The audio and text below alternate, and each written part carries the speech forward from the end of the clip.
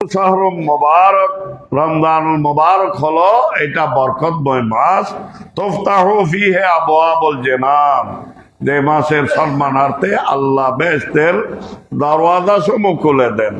ওয়া তুগলাকু ফীহি আবওয়াবুন নিরান, এবং যে মাসে জাহান্নামের দরওয়াজা সমূহ আল্লাহ বন্ধ করে দেন। ওয়া তুসফাদু ফীহি শায়াতিন, এই মাসে শয়তানদেরকে আল্লাহ কি করেন? বন্দী করেন। ওয়ায়ুনাদি মুনাদিন কুল্লা লাইলাতিন ইয়া বাগিয়াল খায়রি আকবিল ওয়া ইয়া বাগিয়াস শাররি আকবিল, এবং আল্লাহর পক্ষ থেকে গায়েবী আওয়াজ দিয়ে বান্দাগণকে ডাকতে থাকেন, ইয়া বাগিয়াল খায়রি আকবিল, হে কল্যাণকামীগণ, নেক কাজ, সৎ কাজ, ভালো কাজের মাধ্যমে তোমরা অগ্রসর হও, এই মাসের সুবর্ণ সুযোগ গ্রহণ করো। ওয়া বাগিয়াস শাররি আকবিল, আর যারা পাপিষ্ঠ তারা অন্তত এই মাসের সম্মানে পাপ থেকে কি থাকো?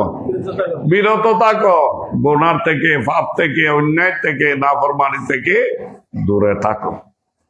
আল্লাহর প্রিয় মাহবুব অন্য হাদিসে ইরশাদ ফরমাচ্ছেন, ওবসতু ফিন নাফকাতে ফি রমাদান ফান্নাফকাতু ফিহি কান্নাফকাতি ফি সাবিলিল্লাহ। নবী বলতেছেন, রমজানুল মুবারকের সম্মানে রমজান যখন আছে তোমরা সচ্ছল ভাবে পরিবার পরিজনের জন্য কি করো? খরচ করো।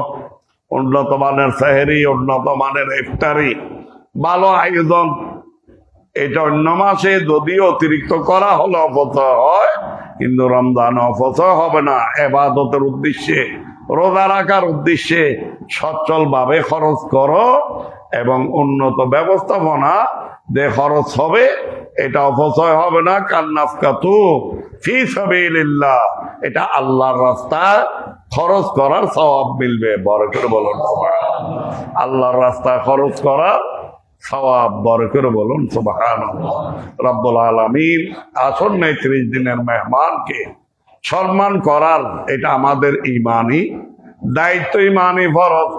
প্রতিটা মুহূর্তকে যেন আমরা কাজে লাগাতে পারি, আল্লাহ এবং রসুল পছন্দ করেন সেইভাবে যেন অতিবাহিত করতে পারি।